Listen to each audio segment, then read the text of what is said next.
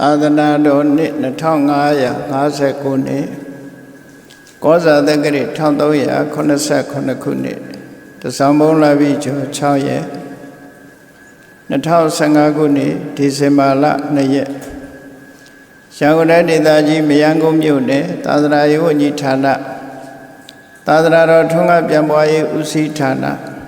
သဝုသီရိဗိမာန်တော်အတွင်ဆင်းကျင်းပပြုလုပ်အပ်သည့်ဓမ္မပူဇာအထူးတရားပွဲ၌ရန်ကုန်တိုင်းဒေသကြီးခရမ်းမြို့နန္ဒ၅ပါးဥထိတ်ထားလျက်မိဘများရည်စူး၍အိုးစိန်ဒေါခင်မေသမီးများဖြစ်ကြသောကိုမျိုးမင်းထွန်းဒေါက်တာသစင်ဦးဒေါက်တာသိင္ဂီထွေးမြေဖေဖေဦးစိန်ဝင်းအောင်ဒေါ်သိန်းသိန်းရွှေသားမောင်သက်ဖြိုးအောင်သမီးမာသဲမို့မို့အောင်မိသားစုတို့ဤအမတဒါနဓမ္မဒါနအဖြစ်ဖြင့်ဟောကြားအပ်သောဗုဒ္ဓသမီးတော်များဤရှင်တွင်စကားတရားဒေသနာတော်ဒီကနေ့ညတပါးသဘင်ခန္ဓာကိုရှင်ဘုန်းတော်သခင်ရှင်တော်မြတ်ဖရာဤမဟာကရုဏာကုံကိုအာယုံပြုကာတိကျူဖွဲ့ဆိုအပ်သောဝန္ဒနာပနာမအာတိတဂါထာဟုရွတ်ဆိုပူဇော်ခြင်းဖြင့်စတင်ကြရအောင်ယောကပကောတိဟိပိအပမိယံကာလံကရွန်တော်တိဒုက္ခရာနိခေရံကတောလောကဟိတယနာထောနမောမာကာရုဏိကတတတယောနာထောဝိနိယမြာစွာတတဝါဤချမ်းသာစီးပွားလိုလားတောင်းတဂုံပေါင်းခါသဖြင့်နာထမြညာခြင်းရှင်တော်မြတ်ဖရာသည်ကပ္ပဂေါတိဟိပိဂရေကဘာအရေးအတွက်သင်္ချာတို့ဖြင့်တော်လဲအဘယ်မေယံရည်တွေ့တိုင်းတာဖော်ပြခြင်းငါမစွမ်းနိုင်ပါသောကာလံလေးအသင်ချေသိမ့်နေကဘာရှိကြသောကာလပတ်လုံးလောကဟိတယတတလောကဤအကျိုးစီးပွားအလုံးငါအတိဒုက္ခရာနိဥ္စာအသက်ချစ်လက်အင်္ဂါမေတ္တာကြီးမှသမိသာနှင့်တထာဇနီဆွန်ញင်းကြီးဟုကျက်တိထဘွယ်ငါးသက်အစုအလွန်ခဲရင်သောမူတို့ကိုကရွန်တော်ဖျားဖြစ်ရန်ဤတန်ကြုတ်ကုတ်အာထုတော်မူရသည်ဖြစ်ဖြစ်ခေရန်လက်ချေမျက်လုံးအသက်ဆုံးလျက်နှလုံးစိတ်ဝံကိုရောဤပင်မညင်းတို့ကတောဘဝတဏ္ဍကျိန်ဖန်များစွာရောက်တော်မူခဲ့ရရှာလေပြီမဟာကရုဏီကတတတဝါများရင်ဝေသားကဲ့သို့တနာချစ်ခင်မဟာကရုဏာရှင်ဖြစ်တော်မူသောတသနာထသဝိနည်းများစွာတတဝါဤချမ်းသာစီးပွားလိုလားတောင်းတခုံပေါင်းခါသဖြင့်နာထမြညာထိုရှင်တော်မြတ်ဖရာအားနမောယုတိပြောင်းပြော့မှန်ကိုလျော်၍ကရောယုကျိုးရှိခိုးခြင်းသည်အထုဘဝတုစင်စစ်မသွေဖြစ်ပါစေတည်း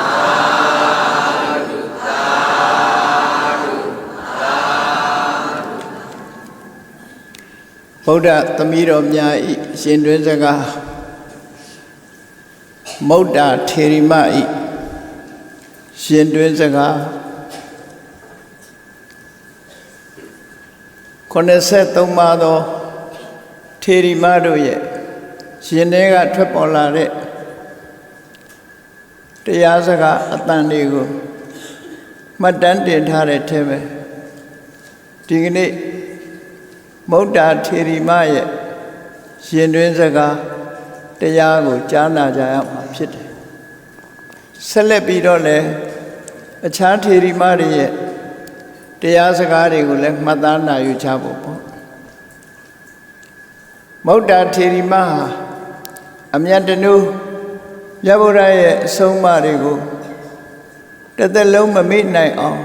ရသော်ဘုရားကတရားပြဆုံးမခဲ့တဲ့အနှစ်ချုပ်ကလေးတွေကိုသူ့ရဲ့ရှင်တဲ့နှလုံးထဲမှာသိမ့်ထားတဲ့အတိုင်းမကြာခဏ နှုတ်ကဖော်ထုတ်ပြီးတော့ရွတ်လေးရှိတယ်ဂါထာလေးတစ်ပုဒ်အဲ့ဒီဂါထာလေးတစ်ပုဒ်ကိုသူ့ရဲ့ဘဝတသက်တာမှာအမြတ်နိုးဆုံးလို့ဒီလိုဆိုရမှာဖြစ်တယ်။ဘာဖြစ်လို့လဲလို့ဆိုရင်သူဟာသာသနာတော်ကိုကြီးညိုတဲ့သူတော်စင်ဘဝရောက်လာပြီးတဲ့နောက်မှာတရားဓမ္မကျင့်ကြံကြိုးကုပ်အားထုတ်နေတော့မြတ်စွာဘုရားရဲ့အဆုံးသတ်စကားကိုကြားလိုက်ရတဲ့အချိန်ကစပြီးသူ့ရဲ့ရင်ထဲနှလုံးထဲမှာဖြစ်ပေါ်လာတဲ့ပီတိတရားတွေအဲ့ဒီပီတိတရားတွေရဲ့အရှိန်အဝါနဲ့မြတ်စွာဘုရားရဲ့အဆုံးအမစကားတိုင်းလိုက်တာကျင့်သုံးလိုက်တာသူဟာတန်လျာဩကလွတ်ကင်းသွားတဲ့ပုဂ္ဂိုလ်ပုဂ္ဂိုလ်မြတ်အဖြစ်ကိုရောက်ရှိသွားတယ်အဲ့ဒီအမျိုးသမီးလေးကမုတ်တာလို့ခေါ်တယ်မုတ်တာဆိုတာလွတ်မြောက်သူလို့အဓိပ္ပာယ်ရတယ်ပေါ့သူဟာတာဝတိမျိုးကဗြဟ္မဏမဟာသာလလို့ခေါ်တယ်ဗြဟ္မဏမျိုးတွေကချမ်းသာကြွယ်ဝတဲ့တထေသမီးတူပဲဖြစ်တယ်တာဝတိမျိုးမှာနေတာတထေသမီးအလွန်ချမ်းသာကြွယ်ဝတော်လည်းပဲဘဝကပါလာတဲ့အထုံဝါသနာတွေကြောင့်လောကအရေးတွေကိုစိတ်ဝင်စားမှုမပြုဘဲနဲ့အသက်20အရွယ်မှာပဲမိရွေးတော်ဂေါတမီကြီးထံသိက္ခမအဖြစ်ကိုခံယူလိုက်တယ်အမျိုးသမီးတွေဟာသာသနာပေါင်းဝင်တဲ့အခါမှာသိက္ခမာနလို့ခေါ်တဲ့သိက္ခမာနဆိုတဲ့ယဟန်လောင်းဘိက္ခုနီလောင်းအမျိုးသမီးသာမဏေရီလို့ဆိုတဲ့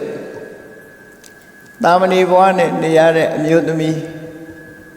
ထိုနှစ်ဦးကနေပြီးအခွင့်အရေးကြုံလာတဲ့အခါမှာဘိက္ခုနီဖြစ်သူတက်ရောက်ကြ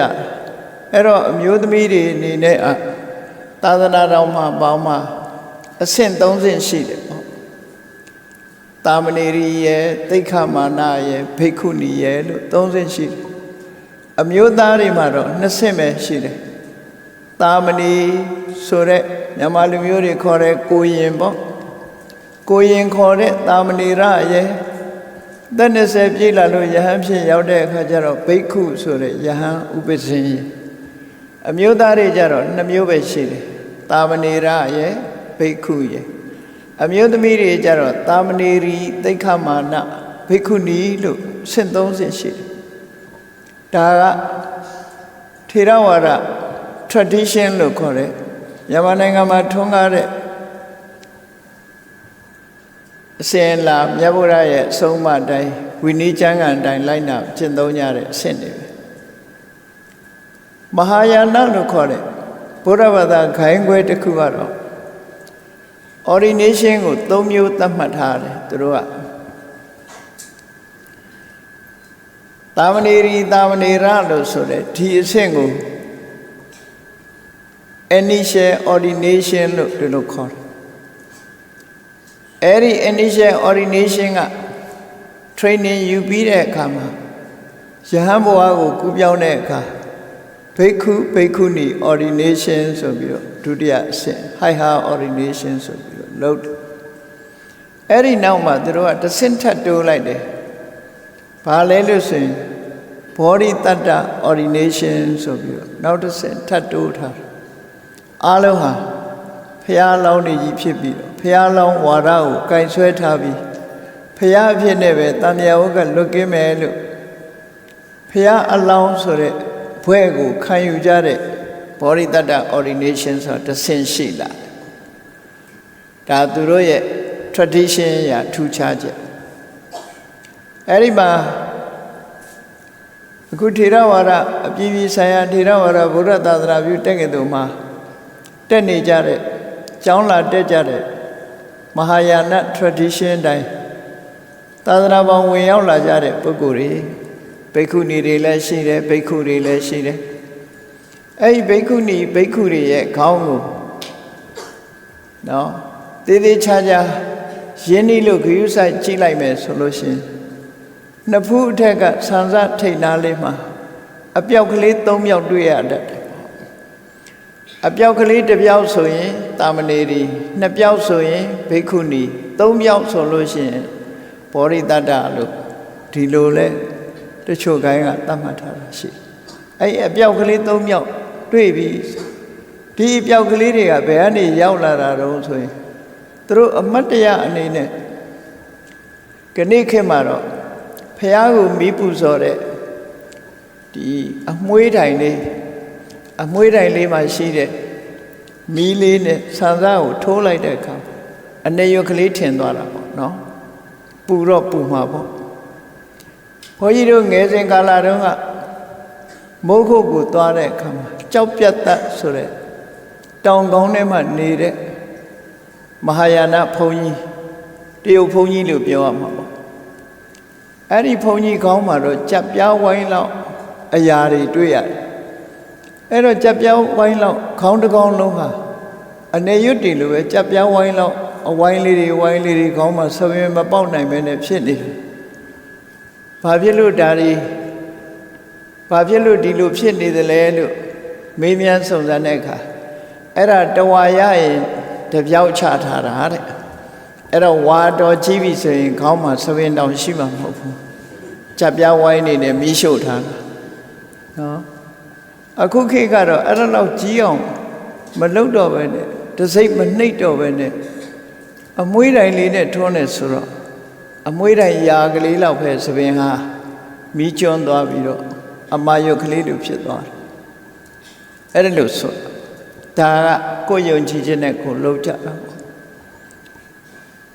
ရဗုဒ္ဓရဲ့ဝိနည်းကျမ်းထဲမှာတော့ဒီလိုလှုပ်တယ်ဆိုတာမပါဘူးဒါကြောင့်မို့ထေရဝါဒယဟန်နေကြတော့အဲ့ဒါလို့အပြောက်ချထားတာမတွေ့ရအောင်ပျောက်ချထားတာမတွေ့ရအောင်သို့တော့ထေရဝါဒမှာတည်းပဲထူးခြားတဲ့ tradition ဆိုတာရှိသေးတယ်မြန်မာဘုန်းကြီးတွေမှာဆပင်ရိတ်တော်လဲမျက်ခုံးမွေးတော့မရိတ်လေမရှိဘူးဒီလမ်းကထိုင်းနိုင်ငံသွားမယ်ဆိုရင်ဘုန်းကြီးတွေမျက်ခုံးမွေးမပါဘူးဘာဖြစ်လို့လဲဆိုမျက်ခုံးမွေးရိတ်ထားတာသူတို့ tradition ကမျက်ခုံးမွေးရိတ်ရခေါင်းရိတ်ရင်မျက်ခုံးမွေးရိတ်တယ်ဒီမှာတော့မျက်ခုံးမွေးမရိတ်ဘူးမျက်ခုံးမွေးရိတ်ထားရင်တော့ပျောက်တက်ကြီးရတယ်ပေါ့နော်ဒါလည်းသူ tradition နဲ့သူပဲလို့ဒီယုံကြည်ချက်တွေရိုးရာလိုက်နာမှုတွေဆိုတာတော့တဏှာနဲ့တဏှာမတူညီကြဘူးဒေသတစ်ခုနဲ့ဒေသတစ်ခုလည်းမတူညီကြဘူးလို့ဒီလိုပြောအေးအမျိုးသမီးတွေဟာသာသနာပေါင်းဝင်ပြီးဆိုလို့ရှိရင်သိက္ခာမာနအဖြစ်နဲ့ဝင်တာရှိတယ်တာမဏေရီအဖြစ်နဲ့ဝင်တာရှိတယ်အဲ့ဒါလို့သိက္ခာမာနဆိုတာတကယ်တော့လေဘိက္ခုနီလောင်းမယ်အခုဗုဒ္ဓဆိုတဲ့အမျိုးသမီးလေးဟာကြွယ်ဝချမ်းသာတဲ့မိသားစုကလာတာဖြစ်တော်လဲသာသနာတော်ကိုကြီးညိုပြီးတော့အသက်20အရွယ်မှာမိရွေးတော်ဂေါရမီထံသိက္ခာမာနအဖြစ်သာသနာပေါင်းဝင်လာအဲ့တော့သိက္ခာမာနဆိုတာအဓိပ္ပာယ်ကတော့သင်ယူဆဲလို့အဓိပ္ပာယ်ရတယ်အဲ့ဒီသိက္ခာမာနတွေဟာဘိက္ခုနီဖြစ်ဖို့အတွက်မြတ်စွာဘုရားကြိုတင်သတ်မှတ်ထားတဲ့ဂရုဒဏ်၈ချက်ထဲမှာလည်းပဲသိက္ခာမာနတွေဟာနှစ်နှစ်တိတိမပြတ်မကွက်သိက္ခာပုဒ်6မျိုးကိုအပြက်ကွက်မရှိအောင်မြင်အောင်ဖြည့်ကျင့်ပြီးမှဘိက္ခုနီလုပ်ခွင့်ရှိတယ်ပေါ့အဲသိက္ခာပုဒ်6ခုဆိုတာဘာလဲလို့ဆိုရင်၅ပါးသီလထဲမှာကာမိတုဝိသဆရအစာဗျမစရိယအဗျမစရိယအဲ့ဒီနောက်မှာဝိကာလဘောဇနာဆိုတာထည့်လိုက်ရင်6ခုအဲ့ဒီ6ခုသောသိက္ခာပုဒ်တွေကိုနှစ်နှစ်တိတိအပြက်အကွက်မရှိစေရကျင့်ကြံကြုတ်ကိုအထုတ်လို့အောင်မြင်ဆိုမှဘိက္ခုနီဖြစ်ကိုရောက်တယ်အောင်မြင်ဆိုမှအတိမတ်ပြုထားပြီးသိက္ခာမာနသမုဒိရပြီးတော့အဲ့ဒီကြတော့မှဘိက္ခုနီဖြစ်ကိုခံယူခွင့်ရှိတယ်ဘိက္ခုနီတွေကလည်းနှစ်နှစ်တိတိသိက္ခာမာနအကျင့်ကိုကျင့်ထားတဲ့အမျိုးသမီးလေးတွေကိုသာသနာပေါင်းဘိက္ခုနီအဖြစ်အဆင့်မြင့်ပေးဖို့လုပ်ကြရတယ်ကြိုးပမ်းအားထုတ်ကြရတယ်အဲ့တော့သိက္ခာမာနတွေဟာဘိက္ခုနီဖြစ်ဖို့အတွက် ဟိုကတ်ဒီကတ်ကတ်ရတာတွေလည်းရှိကောင်းရှိမှာပေါ့နော်ယာရုတက်ဖို့ဆိုကတ်ကြရတာလေကိုယ့်ရဲ့ယာရုကြီးတဲ့ပုဂ္ဂိုလ်ကခွင့်ပေးမှယာရုခံထားတဲ့ပုဂ္ဂိုလ်ကပေးမှသူကရှေ့ယာရုတက်လို့ရတာဆိုတော့အဲ့ဒီမှာလည်းပဲဒီလိုကတ်ရတာလေးတွေရှိပုံရတယ်ကြားဝီနည်းထဲမှာရှိတချို့ကသိက္ခာမာနကိုဘေကုဏီဖြစ်တောင်းဝန်ယူပြီးတော့လှုပ်ပေးမယ်လို့ဂတိဝန်ခံချက်ပေးပြီးလှုပ်မပေးလို့ဂတိပြတ်တဲ့အကြောင်းလေးတွေလည်းပါတာရှိတော့သူတို့မှလည်းပဲချင်းကပ်ရတာလေးတွေပါတယ်လို့ထင်နော်ဘေကုဏီဖြစ်ဖို့အတွက်အမတန်မှအရေးကြီးတာဟုတ်ဒါကြောင့်မို့နှစ်နှစ်တိတိသိက္ခာပုဒ်6ခုမှကျင့်ရအဲ့ဒါလို့ကျင့်လို့အောင်မြင်ပြီဆိုတဲ့အခါမှာတာဝန်ခံမျိုးသမီးဘေကုဏီတူကနေပြီးတော့သူ့ကိုတန်ခါစည်းဝေးပြီးဘေကုဏီအဖြစ်ရဟန်းခံပေးရမယ်ဘေကုဏီကနေပြီးတော့မှဘေကုဏီတန်ခါကရဟန်းခံပေးပြီးတဲ့အခါမှာဘေကုတန်ခါတွေစီမှာတစ်ချိန်ထပ်ပြီးတော့ confirmation လုပ်တဲ့သဘောနဲ့ထပ်ပြီးတော့အတည်ပြုရဟန်းခံရတာလောက်ရအဲ့ဒီကြတော့မှဘေကုဏီပြီးဝါဖြစ်တယ်အခုဒီမုတ်တာဆိုတဲ့အမျိုးသမီးလေးဟာသာသနာပေါင်းကြီးညိုလို့အသက်20မှာဝင်လာပြီးသိက္ခာမံဘဝနဲ့ဒီ training ယူနေတဲ့အချိန်အတွင်းမှာသူဟာကြိုးစားတယ်မိရိတော်ဂေါရဝီစီကတရားဓမ္မတွေနာယူလို့ဝိပဿနာကျင့်နည်းတွေကိုနာယူမှတ်သားပြီးတဲ့အခါမှာတရားကျင့်တယ်သူဆောင်ရမယ့်ဝတ္တရားတွေကိုလည်းဆောင်ရွက်ပြီးတော့တလေးတစားနဲ့တောထဲမှာသွားပြီးတော့ဝိပဿနာတရားအားထုတ်တာအားထုတ်လို့ရှိတရားတရားနဲ့ဝတ်လာတဲ့အမျိုးသမီးဆိုတော့ပြောစရာမလိုတော့သူဟာချမ်းသာကြွယ်ဝတဲ့မိသားစုကပေါက်ဖွားလာတဲ့ရင်ကျေးလာတဲ့မုတ်တာဆိုတဲ့အမျိုးသမီးလေးသိက္ခာမံဘဝနဲ့ဇေရောကျောင်းပတ်ဝန်းကျင်မှာနေ့တရားဓမ္မကျင့်ကြံကြိုးကိုအားထုတ်နေတယ်အဲ့ဒါလို့တရားအားထုတ်နေတဲ့အချိန်မှာတမာတိတွေကလည်းကောင်းလာတယ်ဝိပဿနာဉာဏ်တွေလည်းဖြစ်လာအဲ့ဒါလို့ဖြစ်လာတဲ့အချိန်မှာမြတ်စွာဘုရားကခိုင်လိုင်းပေးတဲ့အနေနဲ့သူတရားအထုတ်နေတဲ့အချိန်မှာမြတ်စွာဘုရားရဲ့အတန်ကိုသူနားထဲမှာလာကြားရတယ်မျက်လုံးထဲမှာလည်းမြတ်စွာဘုရားသခင်ကိုရောမြတ်ကြွလာပြီးတော့သူ့ကိုတရားဟောတယ်လို့စိတ်ထဲမှာလည်းခံစားရအဲ့ဒါမျိုးကိုစာပေကျမ်းဂန်မှာဩဘာသဂါထာလို့ဒီလိုသတ်မှတ်တယ်မြတ်စွာဘုရားကတကယ်ကြွလာတာမဟုတ်ဘူးခန္ဓာကိုယ်ဤတိုက်ထဲမှာသတင်းသုံးရင်းကနေပြီးတော့အာယုံပြုတ်ကြည့်တယ်အေးငါစီမှာကမ္မထံတရားယူပြီးတော့ကြိုးကြိုးစားစားအားထုတ်နေတဲ့မုတ်တာဆိုတဲ့သိက္ခာမံလေးဟာတရားဓမ္မနဲ့ပတ်သက်ပြီးဘာများအခက်အခဲတွေတွေ့နေတုံးလို့ဆိုပြီးတော့မြတ်စွာဘုရားကအာယုံပြုတ်ကြည့်တဲ့အခါမှာသူ့ကိုအားပေးအားမြောက်စိတ်အားတွေတက်ဖို့အတွက်ဟောပြောတဲ့အချက်တစ်ခုလိုအပ်နေတယ်ဆိုတာကိုမြတ်စွာဘုရားသိတဲ့အခါမှာရောင်ချီတော်လွတ်လိုက်တယ်သူ့အနီးပါရောက်သွားတော့မြတ်စွာဘုရားရဲ့ရောင်ချီတော်တွေဟာရောင်ချီတော်အနေနဲ့မမြင်ရဘဲနဲ့ဘုရားကိုယ်တိုင်ကြွလာတဲ့အနေအားဖြင့်သူ့မှာသွားမြင်ရစိတ်ထဲမှာထင်အောင်မြင်အောင်ဖြစ်လာပြီးတော့အဲ့ဒီလိုဘုရားကြွလာတယ်လို့စိတ်ထဲမှာခံစားရပြီးအတန်တန်ကိုလည်းကြားလိုက်ရတယ်ပေါ့အဲ့ဒီအတန်လေးဟာသူ့အတွက်မှာထာဝရအမှတ်ရရမယ့်အတန်ပဲဖြစ်တယ်ပေါ့မြတ်စွာဘုရားကသူ့ကိုဘာဟောလိုက်တယ်လဲဆိုရင်မုတ်တေမုတ်ဆတ်တုယောဂေဟိစန္ဒောယဟုတ်ခဟာဣဝ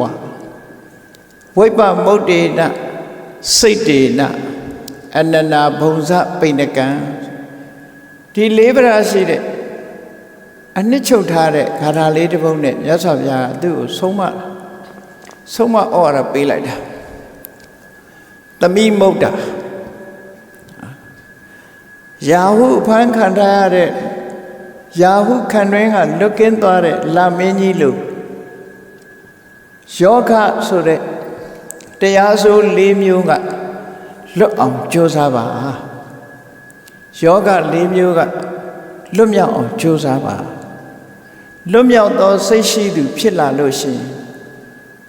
ကြွေးကင်းတဲ့ချမ်းသာဒုက္ခကိုခံစားရင်းနဲ့ တရားဓမ္မတွေတရားနဲ့လှူရတဲ့စွမ်းကွမ်းပစ္စည်းလေးပါးကိုသုံးဆောင်နိုင်အောင်ကြိုးစားပါလို့ဟောမြတ်စွာဘုရားကဒီအဆုံးအမလေးကိုလှမ်းဟောတယ်မုတ်တိမုတ်သတ္တုယောဂေဟိယောဂလို့ဆိုတာဘာကိုပြောတာလဲဆိုအဘိဓမ္မာကျမ်းမှာယောဂ၄မျိုးကာမယောဂဘဝယောဂဒိဋ္ဌိယောဂအဝိဇ္ဇာယောဂလို့ယောဂဆိုတဲ့စကားလုံးကဒီနေရာမှာဒီကနေ့ပြောနေတဲ့ယောဂအကျင့်တွေနဲ့မဆိုင်ဘူးနော်ယောဂရဲ့အဓိပ္ပာယ်ကချီနှောင်ခြင်းဆိုတဲ့အဓိပ္ပာယ်ရတယ်ဘုန်းကြီးတို့တွေရဲ့စိတ်ဟာချီနှောင်ခြင်းကိုခံနေရတယ်လူတွေရဲ့စိတ်ဟာတမန်အားဖြင့်ထင်ရင်ကိုယ့်ကိုယ်လွတ်လပ်တယ်လို့ထင်တယ်မဟုတ်ဘူးစိတ်ကိုချီနှောင်ထားတာအာယုန်နဲ့စိတ်ကိုချီနှောင်ထားတာဘယ်သူတွေကချီနှောင်ထားတယ်ဘာတွေကချီနှောင်ထားတယ်လဲလို့ဆိုရင်လောဘဆိုတဲ့ကာမဂုဏ်အာယုန်စိတ်တွေကချီနှောင်ထားတယ်တွေ့တာမှုတွေဖြစ်နေတာမခွဲနိုင်မခွာနိုင်ပစ္စည်းမခွဲနိုင်တာလူမခွဲနိုင်တာဘဝတစ်ခုနဲ့မစွန့်လွတ်နိုင်တာဆိုတာစိတ်နဲ့အာယုန်နဲ့တွဲဖက်ပြီးတော့တဏှာကနေပြီးတော့တွဲပြီးတော့ချီနှောင်ထားခြင်းကိုခံနေရတယ်ချီနှောင်တယ်လို့ဆိုကြတဲ့ကနှစ်ခုအ ਨੇ ဆုံးဖြစ်ရဘုန်းကြီးတို့တွေရဲ့စိတ်ရဲ့အာယုန်ရဲ့အဲ့ဒီစိတ်နဲ့အာယုန်ကိုအမြဲတမ်းတွဲနေအောင်စัจ जा ကနေပြီးတော့တဏှာဆိုတဲ့ကျိုးကချီနှောင်ပြီးတော့ပေးထားတယ်ဥပမာမဲ့ဗာနဲ့တူတော့ဆိုရင်စက္ကူလေးနှစ်ရွက်ကိုအလဲကောင်ကကော်လေးထည့်ပြီးတော့ကတ်လိုက်မယ်ဆိုရင်စက္ကူနှစ်ခုဟာပူကတ်သွားတယ်အကယ်၍ခွာဖို့ကြိုးစားမယ်ဆိုရင်စက္ကူဟာစုပ်ပြတ်သွားနိုင်သည့်အထိဖြစ်တတ်တယ်စူပါဂလူးဆိုတဲ့ကော်နဲ့ကတ်လိုက်လို့ရှင်ခွဲလို့မရအောင်တွဲသွားတယ်လူတွေရဲ့စိတ်ဟာလည်းပဲကာမယောဂလို့ဆိုတဲ့တဏှာရာဂကျိုးနဲ့စိတ်နဲ့အာယုန်ကြားမှာချီနှောင်ထားသည့်အတွက်ကြောင့်ယုံထွက်ပြီးတော့ဖြုတ်ပစ်ဖို့လွန်ခဲရင်သွားတယ်ပေါ့အဲ့ဒါကိုစဉ်းစားကြည့်လူတိုင်းရဲ့စိတ်ဟာအာယုန်နေနဲ့တွဲဖက်ပြီးတော့နေတယ်ထိုအာယုန်နေမိမိနှစ်သက်တဲ့အာယုန်ကနေခွဲခွာသွားလို့မရတော့အောင်ဘယ်သူကခြိထားတော့ဆိုရင်ကာမယောဂလို့ဆိုတဲ့တဏှာကခြိနှောင်ပြီးတော့ထားတယ်အဲ့ဒါကိုပဲတန်ရောစဉ်လို့လည်းခေါ်တယ်ယောဂလို့လည်းခေါ်တယ်ယောဂကြတော့၄မျိုးပဲခေါ်တယ်ကာမယောဂလို့ကာမဂုဏ်အာယုန်ဒီပေါ်မှာလိုလားတဲ့တဏှာရာဂနဲ့လည်းခြိနှောင်ခြင်းကိုခံရတယ်အေးတပဋ္ဌကျင့်စဉ်တစ်ခုကိုကျင့်လို့ကာမဂုဏ်အာယုန်တွေနဲ့ဝေးသွားရင်တဏှာရာဂရဲ့အခြိနှောင်လွတ်သွားပါလားလို့ဆိုမလွတ်ဘူးဘာနဲ့သွားခြိနှောင်ပြန်တော့ဆိုရင်တမာတိကျင့်စဉ်တစ်ခုကြောင့်ရလာတဲ့ပြမာရရဲ့ဘုံဘဝနဲ့သွားခြိနှောင်မှုကိုခံရပြန်တယ်ပေါ့လူစိတ်ဟာအာယုန်နေနဲ့အဲ့လိုတွဲဖက်ခြိနှောင်ထားသည့်အတွက်ကြောင့်31ပုံတန်တရားဝတ်တွင်းကရုံးထွက်နိုင်စွမ်းမရှိကြဘူးရုံးထွက်လို့မရတော့အောင်ခြိနှောင်ထားတယ်တန်တရားဝတ်ကြီးထဲမှာလူတွေဟာရုံးထွက်လို့မရအောင်တရားဝါတွေဟာရုံးထွက်လို့မရအောင်ကာမယောဂဘဝယောဂဆိုတဲ့တဏှာတွေကခြိနှောင်ထားတယ်လို့ဒီလိုဆိုတယ်နော်နောက်တစ်ခုခြိနှောင်ထားခြင်းခံရတာဘာလို့ဆိုရင်အယူဝါဒလို့ဆိုတဲ့ဒိဋ္ဌိလောကလူတွေဟာကိုယ်အယူအဆကိုစွန့်နိုင်ခဲ့တယ်ပေါ့စွန့်နိုင်ခဲ့သည့်အတွက်ကြောင့်ဆွဲမြဲဆုပ်ကင်ထားလည်းရှိတယ်အဲ့ဒီဆုပ်ကင်ထားတဲ့အယူဝါဒဇွဲတွေအထူးသဖြင့်ဘာသာရေးနဲ့ပတ်သက်တဲ့အယူဝါဒဇွဲတွေဟာဘလောက်ကြီးမားတယ်ဆိုတာစဉ်းစားကြည့်ဘာသာတစ်ခုကို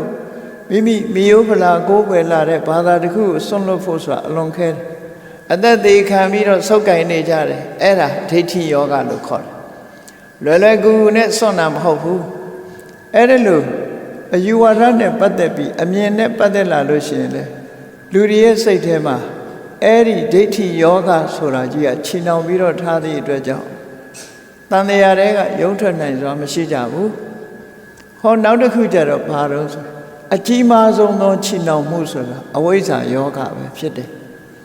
အမှန်မသိမှုဆိုတာခြိနှောင်ထားသည့်အတွက်ကြောင့်ဉာဏ်ဓာတ်တွေဟာအားကောင်းသွားနော်အမှန်မသိဘူးအမှန်မသိပဲနဲ့အမှန်မသိခြင်းဆိုတဲ့မောဟနှောင်ကြိုးဟာအလွန်ဖြတ်တောက်ဖို့ခဲနေသိမှမသိတာကို မသိနိုင်လောက်အောင်သိမ်မွေ့တယ်ဒါကြောင့်မို့အမှန်မသိခြင်းဟာဘာလဲလို့ဆိုရင်အမှန်မသိတဲ့မောဟ delusion လို့ဘာသာပြန်လှုပ်တင်တာလားမလှုပ်တင်တာလားဒီနှစ်ခုကိုမသိဘူးမသိသည့်အတွက်ကြောင့်မလှုပ်တင်တာကိုလှုပ်တင်တယ်လို့ထင်တယ်လှုပ်တင်တာကြတော့မလှုပ်တင်ဘူးလို့ထင်တယ်ထင်သည့်အတွက်ကြောင့်မှားမှားယွင်းယွင်းနဲ့လှုပ်တယ်ဆိုတာအဲ့ဒါအဝိဇ္ဇာယောဂရဲ့ချင်ထောင်မှုပဲဖြစ်တယ်ယုံထွက်နိုင်စွာမရှိဘူးအဝိဇ္ဇာယောဂပို့ပြီးတော့တိမ်မွေ့ပြီးတော့အမှန်တရားတွေကိုဖုံးကွယ်ပေးထားတယ်အမှန်တရားတွေကိုမြင်နိုင်စွာမရှိဘူးဒီကျိုးကိုဖြတ်အောင်ယုံမထွက်နိုင်ဘူးဆိုရင်အမှန်တရားကိုသိဖို့ခဲရင်သွားတယ်ပေါ့ဒါကြောင့်မို့ယောဂ၄ပါးဆိုတာလူတွေရဲ့တရားဝါတွေအတွက်အသိဉာဏ်တစ်ခုရရှိဖို့ရာအတွက်သူတို့ကဆွဲပြီးတော့ချုပ်ကင်ထားတယ်ချုပ်ကင်ထားသည့်အတွက်ကြောင့်အထက်ကိုတက်လှမ်းနိုင်စွာမရှိဘူးဒါကြောင့်မို့မြတ်စွာဘုရားကအဲ့ဒီယောဂတွေကလွတ်မြောက်ဖို့တဏှာကလွတ်မြောက်ဖို့ဒိဋ္ဌိကလွတ်မြောက်ဖို့အဝိဇ္ဇာဆိုတဲ့မောဟကလွတ်မြောက်ဖို့ကြိုးစားနေတဲ့မုဒ္ဒါဆိုတဲ့တိက္ခမမာလေးတရားအထုတ်နေတဲ့အချိန်မှာမြတ်စွာဘုရားကမုဒ္ဒေမုဿတုယောဂိဟိသမိမုဒ္ဒါယောဂတွေကလွတ်အောင်ကြိုးစားလိုက်လို့အတန်ပေးပြီးတော့ဆုံးမဩဝါဒပေးလိုက်တာနော်မလွတ်အောင်ကြိုးစားဒါတွေဟာနှောင်ဖွဲ့ထားတာတွေအဲ့ဒါတွေကလွတ်အောင်ကြိုးစားလို့ဒီလိုမြတ်စွာဘုရားကဆုံးမဘယ်လိုလွတ်အောင်လုပ်ရတော့ဆိုစံတော်ယာဟုတ်ကဟာဣဝယာဟုတ်ကဟာမြန်မာတွေကပြောတယ်လငပုတ်ဖမ်းတယ်လို့ဆိုတာယာဟုကဖမ်းထားတဲ့ယာဟုရဲ့ဖမ်းထားခြင်းမှလွတ်မြောက်သွားတဲ့လကလေးလို့တင့်ရဲ့စိတ်ကိုယောဂတွေကဖမ်းဆုပ်ထားတယ်တဏှာတွေဒိဋ္ဌိတွေမောဟတွေကဖမ်းဆုပ်ထားတယ်ဖမ်းဆုပ်ထားသည့်အတွက်ကြောင့်အမှန်တရားကိုမမြင်နိုင်ဘူးဒါကြောင့်နော်ဖမ်းဆုပ်ထားတဲ့ယောဂဆိုတဲ့တရားစိုးတွေကလွတ်မြောက်အောင်ကြိုးစားလိုက်ယုံထွက်လိုက်နဲ့မြတ်စွာဘုရားဒီလိုပြောတာဒီလိုဟောတာအဲ့ဒီမှာယာဟုတ်ကဟဆိုတာနဲ့ပတ်သက်ပြီးတော့ဒီကနေ့ခေတ်အယူဆနဲ့မြတ်စွာဘုရားဟောတာနဲ့တူညီမှုမရှိဘူးနော်လမ်းကပုတ်ဖမ်းတယ်ဆိုတာလူတိုင်းကြားဘူးကြတယ်အင်္ဂလိပ်လို eclipse လို့ခေါ်တဲ့စကားပေါ့နော်အပုတ်ဖမ်းတယ်လက်ကျက်တယ်လို့လည်းပြောကြတယ်လက်ကျက်တယ်နေကျက်တယ်လို့ပြောတယ်အဲ့တော့လောကီသိပ္ပံဆရာတွေကတော့လက်ကျက်တာနေကျက်တာနဲ့ပတ်သက်ပြီးတော့ဘယ်လိုပြောတော့ဆိုကောင်းကင်ယံမှာဂျူရီဟာသွားလာနေကြတယ်ကောင်းကင်ယံက planet လို့ခေါ်တဲ့ဒီဂျူရီပေါ့ကောင်းကင်အာကာသထဲမှာသွားနေကြတယ်ဒီလူတွေနေတဲ့ဒီကမ္ဘာမြေကြီးဟာလည်းပဲthe planet လို့ခေါ်တာကမ္ဘာမြေဂျိုကြီးကလည်းသွားနေတယ်အဲ့ဒီမှာလတွေနေတွေဆိုတာလဲစัจ java လာတစ်ခုတွေသူတို့ကလည်းသူ့လမ်းကြောင်းကနေသူလဲနေကြတယ်အဲ့လိုလေပတ်နေတဲ့ခြားထဲမှာလကနေနဲ့ကဘာဂျိုကြီးခြားရောက်သွားပြီဆိုလို့ရှိရင်လူပြေကလှမ်းကြည့်လိုက်တဲ့အခါမှာဟာဒီနေ့လက်ကျက်တယ်ဒီလိုပြောကြတယ်လက်ကျက်တယ်နေကျက်တယ်နဲ့အဲ့ဒီလိုဂျိုတစ်ခုကနေတစ်ခုခြားထဲမှာဝင်ရောက်ပြီးတော့ကာကွယ်သွားတာကိုလက်ကျက်တယ်လို့ဒီလိုဆိုတာဒါကသိပ္ပံဆရာတွေသိနိုင်တာသူတို့ကမျက်စိနဲ့ကြည့်ပြီးပြောတဲ့ဒီလက်ကွယ်သွားတာကိုဆိုလိုတယ်ပေါ့အလင်းရောင်မှိန်သွားတာတို့သို့မဟုတ်တချမ်းမဲသွားတာတို့ဒါတွေကိုကြည့်ပြီးတော့လက်ကျက်တယ်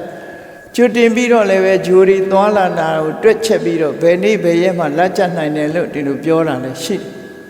သို့တော့သူတို့မသိနိုင်တဲ့အရာကိုတော့မြတ်စွာဘုရားဟောထားတာရှိတယ်ပေါ့ဒါကသူတို့သိနိုင်စွာမရှိဘူးမြတ်စွာဘုရားဟောတဲ့အခုဒီမှာယာဟုတ်ကဟံဝစံတော်ယာဟုတ်ကဟာဣဝယာဟုတ်ကဟာယာဟုဖမ်းခြင်းမှစံတော်ဣဝလွတ်မြောက်လာတဲ့လာခဲ့သူလို့မြတ်စွာဘုရားမိန့်ကြားတဲ့လက်ကျက်ခြင်းကတော့တစ်မျိုးအခုလို့လက်ကျက်ခြင်းမဟုတ်ဘဲနဲ့အဲ့ဒီမှာယာဟုဆိုတာခန္ဓာကိုယ်အနေနဲ့အလွန်တကာကြီးမားတယ်ဂျိုင်းယန်လို့ခေါ်အလွန်ကိုကြီးတယ်သူခန္ဓာကိုယ်ကြီးကဘာပေါ်မှာအကြီးဆုံးခန္ဓာကိုယ်ရှိတဲ့ပုဂ္ဂိုလ်ယာဟုအတူရိန်လို့ခေါ်တယ်နော်ဒီယာဟုဆိုတဲ့စကားလုံးလေးဟာ ဖျားလောင်းတော့ဒီတန်တရားဝုကထွက်ဖို့ဖျားဖြစ်ဖို့လောကကြီးကိုညီငွေပြီးတော့တရားရှာမယ်လို့စိတ်ကူးနေတဲ့အချိန်လေးမှာသားတော်ရာဟုလမွေးဖွားလာတယ်သားတော်လေးမွေးဖွားလာတယ်လို့လာပြီးတော့နန်းတွင်ကသတင်းလာပို့တဲ့အခါမှာဥယျာဉ်ထဲမှာသူကညီးတွားလိုက်တယ်ရာဟုစာတော်ဗန္ဒနံသာတံငါသွားမလို့တရားရှာဖို့ထွက်မလို့လုံနေတဲ့အချိန်မှာဒီလငပုတ်ဖမ်းတယ်လို့ငါအဖို့မှာရာဟုဆိုတဲ့အတူရိန်တယောက်ပေါ်လာပြန်ပြီဗန္ဒနံသာတံငါမှအနှောင်ဖွဲ့ကြီးတစ်ခုရောက်လာပြန်ပြီလို့ဒီလိုပြောလိုက်တာညီးပြီးတော့ပြောလိုက်တဲ့စကားအဲ့ဒီစကားကိုနန်းတော်ရောက်တဲ့အခါသားတော်မင်းသားကဘာပြောသလဲလို့ခမည်းတော်ကြီးကမေးတော့ရာဟုဇာတော်ဗန္ဒနံဇာတံရာဟုလို့ပြောလိုက်ပါတယ်ဆိုတာနဲ့သူရာဟုလာလို့နာမည်ပေးတာနော်ရာဟုလာမင်းသားဆိုတာအဲ့ဒီကနေစပြီးနာမည်ထွက်တယ်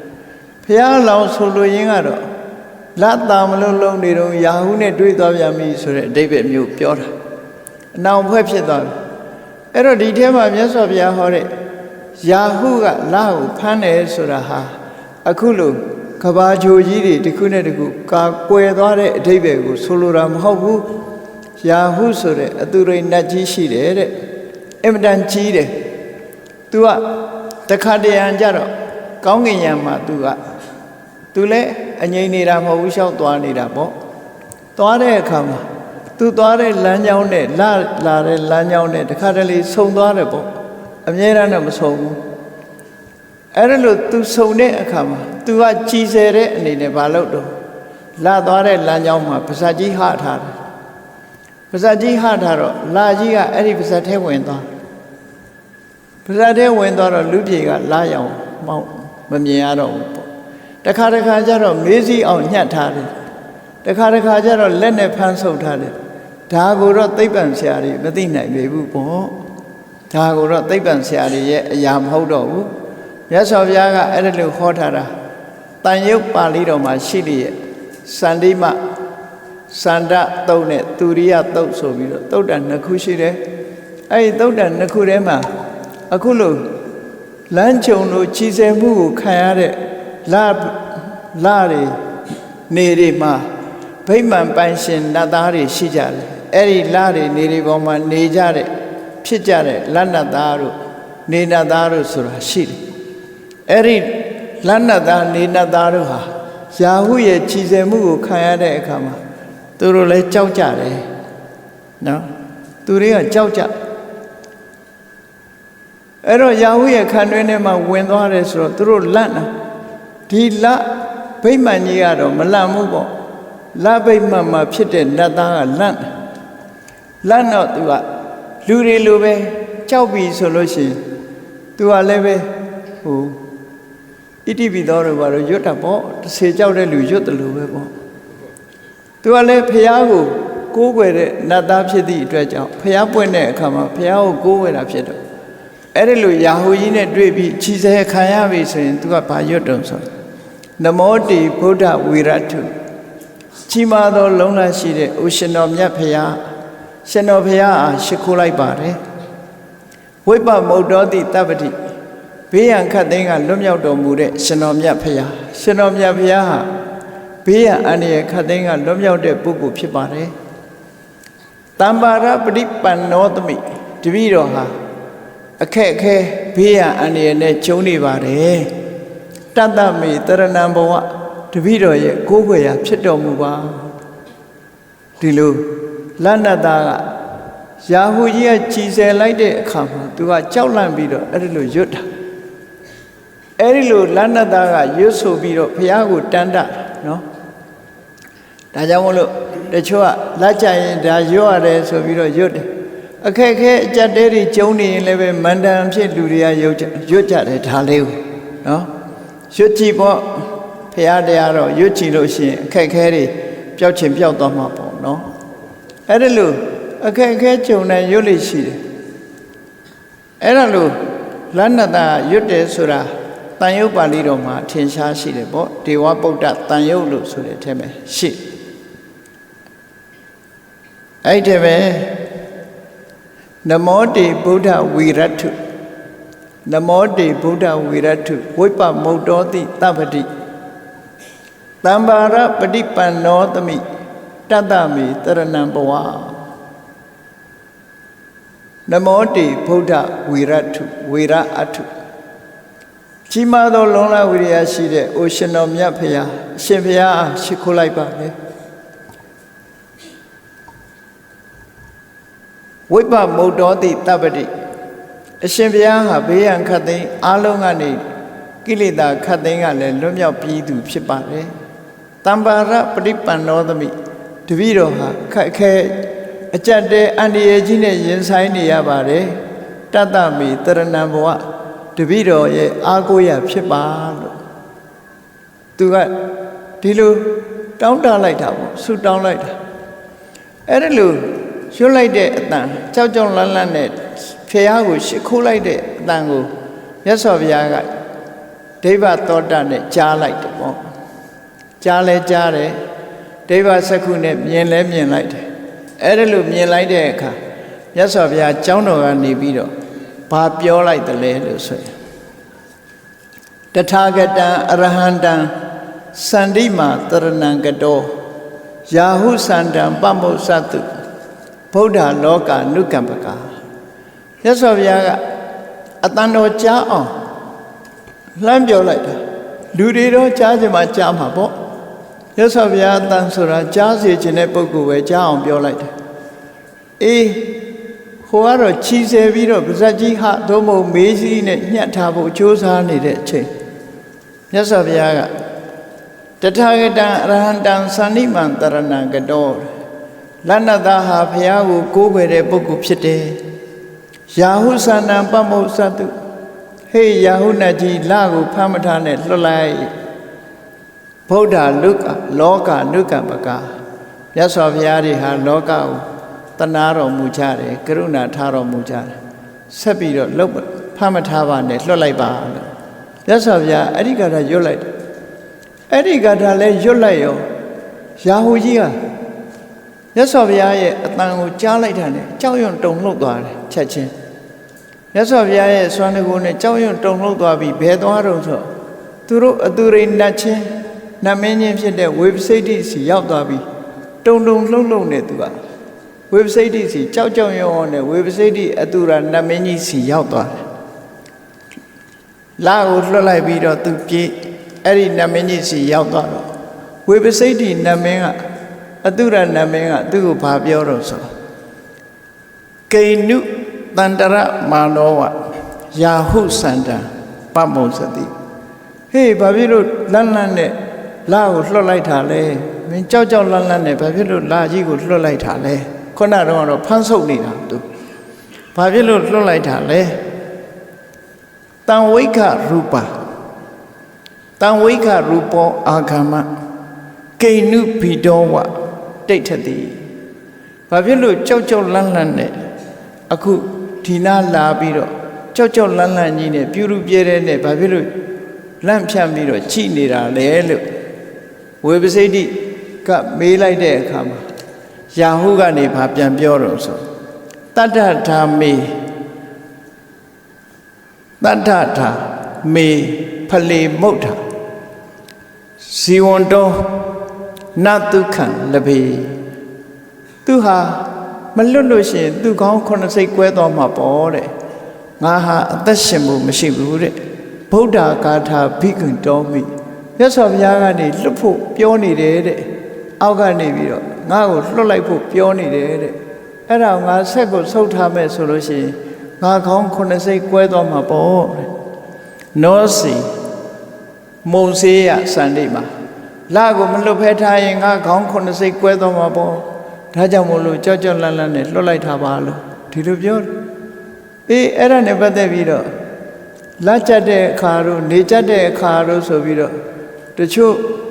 ပါတဲ့မန္တန်စာအုပ်တွေထဲမှာရေးတယ်လေလက်ကျက်ရင်ရွတ်ရန်ဂါထာတို့နေကျက်ရင်ရွတ်ရန်ဂါထာစာဒီဂါထာတွေကိုပြောတယ်နော်ရွတ်မယ့်ဟာတော့ခုနရွှေရမယ့်ကထာနမောတိဗုဒ္ဓဝိရထုဝိပမုတ်တောတိတပ္ပတိတမ္မာရပရိပန္နောသမိတတ္တမေတရဏံဘဝအဲ့ဒါကိုရွတ်တာ အဲ့တော့မြတ်စွာဘုရားရဲ့ဒီတရားတော်တွေထဲမှာဒါထူးထူးခြားခြားပါနေထူးထူးခြားခြားပါနေတဲ့အခါကျတော့သိပ္ပံပညာကိုအလေးထားတဲ့ပုဂ္ဂိုလ်တွေကယုံကြည်မှယုံမဲ့ထားဘူးသို့တော့ဒါကသိပ္ပံပညာနဲ့သိနိုင်တဲ့အရာမဟုတ်ဘူးနော်သိပ္ပံပညာကခဏိထိဂျိုတွေထဲမှာသက်ရှိတ attva တွေလိုက်ရှာနေတော့မတွေ့သေးဘူးလေရေစရေနာလေးများရှိမလားလို့လိုက်ရှာနေတော့မှရှိသေးတယ်မြတ်စွာဘုရားကတော့ဒီအနန္တစัจ java လာအယူဆမြတ်စွာဘုရားကိုယ်တိုင်ကဟောပြောခဲ့လူပြေဆိုတာလဲဒီတစ်ခုတည်းရှိတာမဟုတ်ဘူးစัจ java လာအနန္တဆိုတဲ့အယူဆကိုမြတ်စွာဘုရားဟောထားတာသိပ္ပံဆရာတွေဟာတဖြည်းဖြည်းတစားတွေ့ပြီးတော့လာသူတို့မျက်စိနဲ့မြင်လို့ရတာတွေဆိုကိုမြင်လို့မြင်ကြမှာပေါ့နော်အဲ့ဒါလို့ဒါကသိပ္ပံကလက်လန်းမိတဲ့အရာမဟုတ်ဘူးပေါ့မြတ်စွာဘုရားကသိနိုင်တဲ့အရာတမာတိစွမ်းအားနဲ့ကြည်မှသိလို့ရတဲ့အရာမျိုးတွေဟာမြောက်များစွာရှိတယ်ပေါ့အေးသိပ္ပံပညာနဲ့သိနိုင်တဲ့အရာဟာအနည်းငယ်များသာရှိတယ်မြတ်စွာဘုရားတို့လိုတမာတိစွမ်းအားပညာစွမ်းအားထက်မြက်တဲ့ပုဂ္ဂိုလ်မြတ်တွေမှမြင်လို့ရတဲ့အရာတွေဟာလောကမှာမြောက်များစွာရှိတယ်ပေါ့ဒါကြောင့်မို့သိပ္ပံပညာတွေပြောတဲ့လက်ကျက်နေကြကတစ်မျိုးမြတ်စွာဘုရားသခင်ကိုရမြတ်ဟောတဲ့လငပုတ်ဖမ်းတယ်ဆိုတာကတစ်မျိုးဒီလငပုတ်ဖမ်းတာကြတော့ဗေဒင်ဆရာတွေကတွက်ချက်ပြီးဘယ်နေ့လက်ကျက်လိုက်မယ်လို့ပြောလို့မရတဲ့အရာပေါ့ဒါကဘာဖြစ်လို့လဲဆိုရင်သူဘယ်နေ့ခရီးသွားမယ်ဘယ်နေ့လာတဲ့လမ်းနဲ့ဆုံမယ်ဆိုတာကိုကြိုတင်သိဖို့ရမှာဖြစ်မှာမဖြစ်တာဟုတ်အဲ့တော့ထူးခြားတဲ့အရာတွေဟာလောကမှာရှိတယ်ပေါ့ထူးခြားတဲ့အရာတွေအဲ့ဒါလို့ဒီလိုလက်ကျက်ခြင်းနဲ့ပတ်သက်ပြီးတော့စာပေကျမ်းကမှာဆိုတာနဲ့သိပ္ပံဆိုတာတွေဒါတွေဟာနှိုင်းရှင်ပြီးတော့သိရမယ်တလောတော့ကနိုဝင်ဘာလထဲမှာနိုင်ငံသားတွေတင်နန်းပို့ချရင်နိုင်ငံသားတယောက်မိကွန်းတစ်ခုတက်လာပြောရင်လောကမှာဥပါဒဏ်ကြောင့်လူတွေဟာစိတ်ဆွဲလန်းမှုကြောင့်စိတ်တစားရုပ်ကြောင့်ရုပ်ပြောင်းလဲမှုတွေဖြစ်ပေါ်တတ်တယ်ဆိုတာနဲ့ပတ်သက်ပြီးတော့ပြောတာအဲ့ဒါအရင်တော့လည်းပြောဘူးတယ်စိတ်ဆွဲလန်းမှုကြောင့်ဖြစ်တယ်ဆိုပါတော့မြန်မာမိခင်မြန်မာဖခင်ကနေမွေးလာတဲ့လူတယောက်ဟာကပလီယုတ်ဖြစ်နေတာလည်းရှိတယ်ဥရောပယုတ်ဖြစ်နေတာလည်းရှိတယ်သူတို့ ਨੇ ဘာမှမပတ်သက်ပေမဲ့လို့သူမွေးလာတဲ့သားသမီးဟာဥရောပယုတ်မျက်လုံးပြာနဲ့နော်ငွေရွှေရောင်သပင်ငွေရောင်သပင်နဲ့အသားနီဆက်ဆက်နဲ့ဥရောပသားရဲ့ရုပ်တွေဖြစ်ပေါ်နေတာမျိုးတွေရှိတယ်တချို့ကြတော့အတိတ်ရှိတဲ့ပုံကိုလည်းရှိတယ်အတိတ်မဟုတ်ဘဲနဲ့မိခင်ရဲ့စိတ်ဆွမ်းအားကြောင့်ဖြစ်သွားတာတွေလည်းရှိတယ်ဘုန်းကြီးတို့နေတဲ့ဇာတိရွာမှာပဲအဲ့ဒီလိုဥရောပယုံနဲ့မွေးလာတဲ့မိသားစုလူငယ်2ယောက်ရှိတယ်တကယ်ကိုအသားအရည်ကဥရောပအသားအရည်ပဲမျက်လုံးကလည်းတကယ်ကို blue eye နဲ့ပဲနော်အဲ့ဒါလို့ဥရောပရုပ်ဘာဖြစ်လို့ပေါက်ဘယ်လိုကြောင့်ဖြစ်လာသလဲ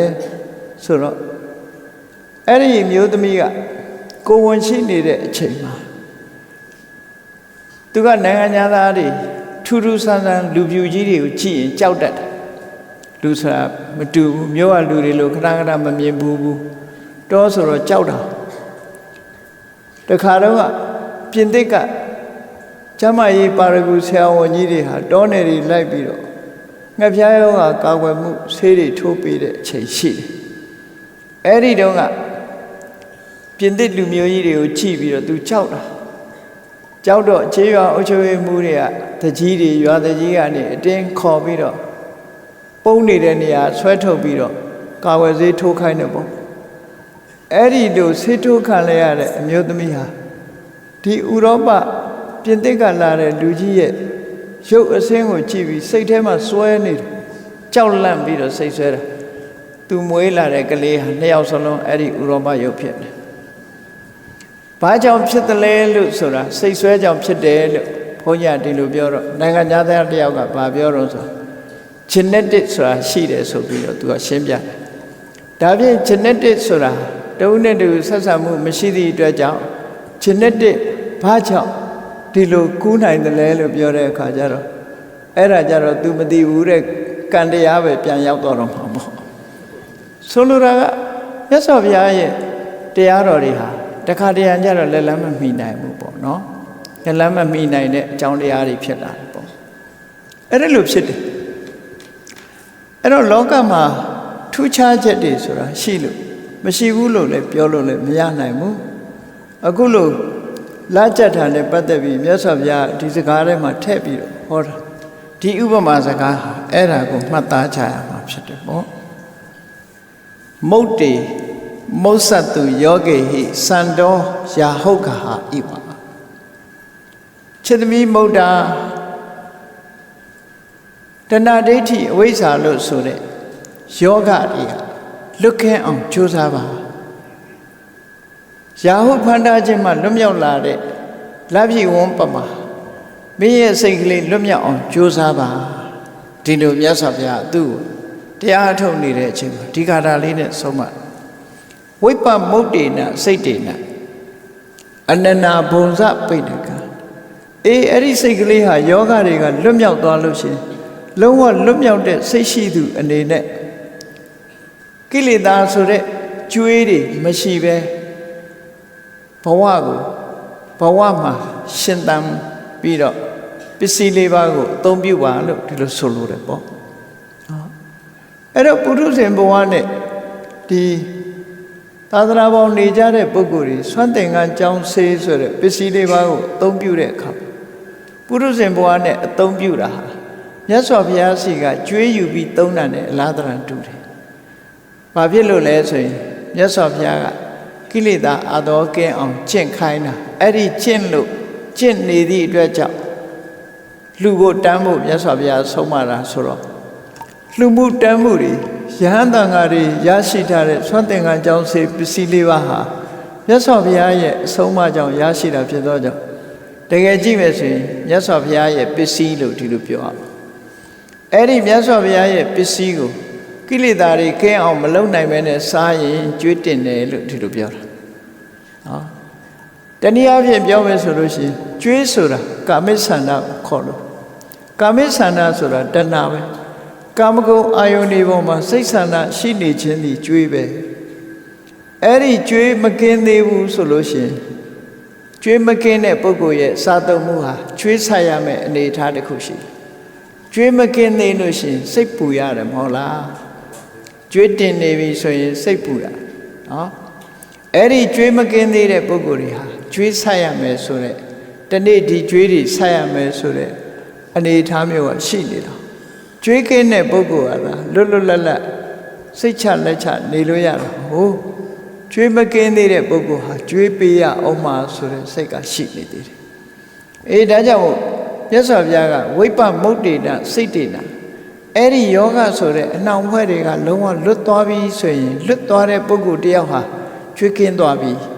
ကျွေးကင်းသွားသည့်အတွက်ကြောင့်ကိုသုံးသမျှတွေဟာကိုယ်ပိုင်ပစ္စည်းကိုသုံးတာနဲ့အလားတရံတူတယ်ကိုယ်ပိုင်ပစ္စည်းသုံးတာဘယ်သူမှကျွေးဆက်เสียမရှိတော့စိတ်အေးလက်အေးနေရတယ်လို့အဲ့ဒါလို့နေနိုင်အောင်ကြိုးစားပါလို့မြတ်စွာဘုရားကရောင်ချီတော်လွတ်ပြီးတော့ဆုံးမဩဝါဒပေးလိုက်တဲ့အခါစိတ်အားတွေတက်ပြီးတော့ဝိပဿနာဉာဏ်တွေလည်းအစစ်အစစ်တက်ပြီး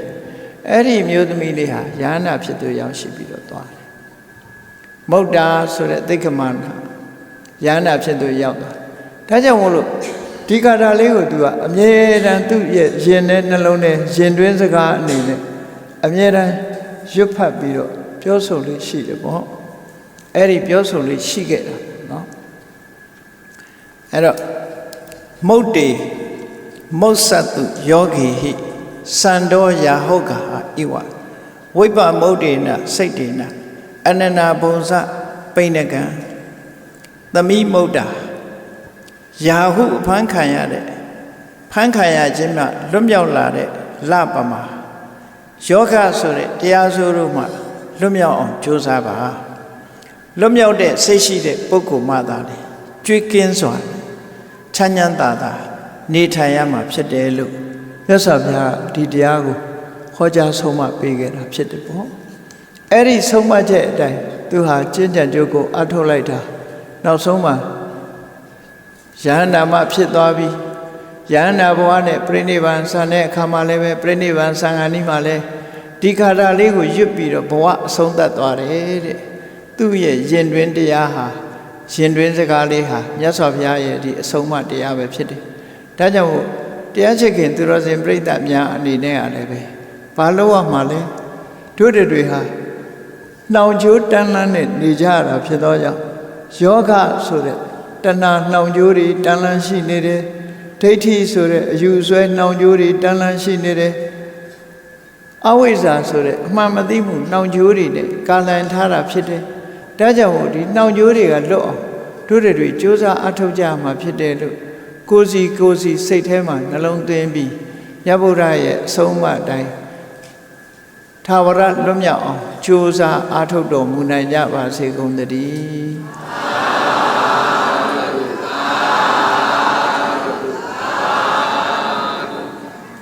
မေတ္တာပို့ရအောင်တတဝါများစွာဖေးရန်กว่าချမ်းသာကြပါစေတတဝါများစွာဖေးရန်กว่าချမ်းသာကြပါစေမေတ္တာရေချမ်းသုံးငါဖြံငြိမ်းချမ်းကြပါစေမေတ္တာရေချမ်းသုံးငါဖြံငြိမ်းချမ်းကြပါစေသက်ရှိချမ်းသာစိတ်ချမ်းသာလူရဆန္ဒပြည့်ပါစေသက်ရှိချမ်းသာစိတ်ချမ်းသာလူရဆန္ဒပြည့်ပါစေဖောလန္တာဒုက္ခပင်ကစားမေတ္တာပုံနေတုသင်္ကမမနောတရာတိသဗ္ဗေတံပဝါယန္တုဒုက္ခန္တကမေတ္တာပုံနေတုသင်္ကမစုပေါင်းပို့အမေတ္တာတဟုရောက်မြူပါဝင်းငွေလာမင်းနှင့်ရောက်ခြင်းရှက်ယုံပေါင်းဆောင်ရခြင်းကြောင့်သဗ္ဗေတံကျွမ်းမဲ့ဥဒ္ဒုံလုံးစုံများစွာတတ္တဝါတို့၏မနောတရာတိမြင်များဖြူစင်အေးကြည်လင်းသည့်ရေစင်ပြည်တင်းစိတ်နှလုံးတည်ဟုသောရေအိုင်ကြီးအတွင်၌ဒုက္ခပင်ကသာစင်ထာဝရအေမြจิตာတာယာပွင့်လန်းချမ်းသာဒုက္ခတည်ဟုသောကုမုဒ္ဒရာဇာပန်တို့သည်ဖုံးလန္တာဝန္တာရွှင်မြူဝမုံလူလျက်ကြည်နူးပွဲကြုံဖူးပွင့်ကြကုန်သည်ဖြစ်ပေသူကန္တကလေးအောင်လေးတဲ့ရောရှက်သင်ပြန့်ပီတိတိဟုသောယနန်တို့သည်ဘဝယံတုကောင်းစွာမဲ့သွေကြိုင်လိုက်၍နေကြပါစေကုန်သတည်း